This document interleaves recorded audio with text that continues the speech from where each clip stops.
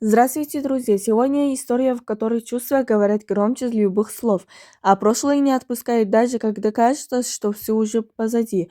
Я должна сказать правду, тихо произнести Ася, и не поднимая глаз. Я не пыталась справиться с этим, правда, но не смогла. Парс молчит. Он смотрит на нее, словно боится услышать продолжение. «Рядом с тобой я теряю себя», — продолжает она, и голос ее дрожит. «И я прошу прощения не за то, а за то, что чувствую». Но он делает шаг ближе, но останавливается. За любовь не просят прощения Ася. Она горько улыбается. Просят, когда она все разрушает. Парс оказывается между двух огней. С одной стороны, Ася искренняя и настоящая, так, кто любит его здесь и сейчас. А с другой стороны, тем прошлого, которое и так и не исчезло. Ты все еще думаешь о ней? Однажды спрашивает Ася, глядя прямо в глаза. Он не отвечает сразу. «Я не знаю, как забыть то, что было частью меня. Тогда ты уже сделал выбор», — тихо говорит она.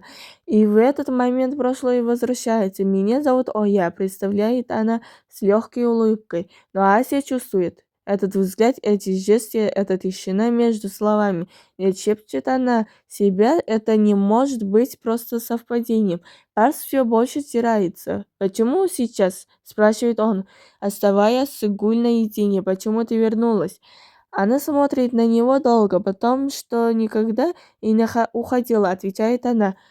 «Не из твоего сердца. Старые чувства поднимаются на поверхность, как боль, которую невозможно больше скрывать. Я пыталась забыть», — произнесет Гуль. «Но любовь не исчезает по приказу. А что ты хочешь теперь?» — спрашивает Парс.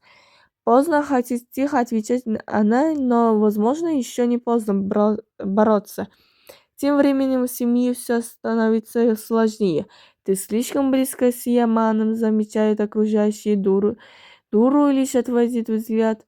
Иногда рядом оказывается тот, кто просто понимает без лишних слов. Яман же стоит перед другим выбором. Ты становишься популярным, говорят ему, этот шанс. Или ловушка, отвечает он, потому что чем выше поднимаешься, тем сильнее давление. И где-то в тени наблюдает Лейла. «У тебя есть шанс вернуться, все говорит она Гюль, но тебе придется рискнуть». «Я не боюсь», — отвечает Гюль. «Это не страх», — холодно улыбается Лейла. «Это последствия». Гюль делает шаг вперед. «Тогда и я приму их». Ася остается одна со своей правдой. «Я могу уйти», — говорит она, глядя в окно, и тогда все заканчивается. Она закрывает глаза или остается и бороться. Теперь это уже не просто история о любви, это борьба между прошлым и настоящим, между страхом и смелостью, между тем, что было, и тем, что еще может быть. И каждый из них должен сделать свой выбор. «Скажи честно», — тихо говорит Ася, глядя на Парса, «ты все еще любишь ее?» Долгая пауза. И самый сложный вопрос остается без ответа. «Как вы думаете, есть ли у этой истории шанс на счастливый конец, или прошлое уже решило все за них? На мой взгляд, все зависит не от выбора между Асей и Гуль, а от самого Парса. Пока он не найдет в себе силы отпустить прошлое, он будет терять настоящее. Асия заслуживает любви, без сомнений, но история с Гуль еще не закончена, и, возможно, все решит не чувство, а выбор.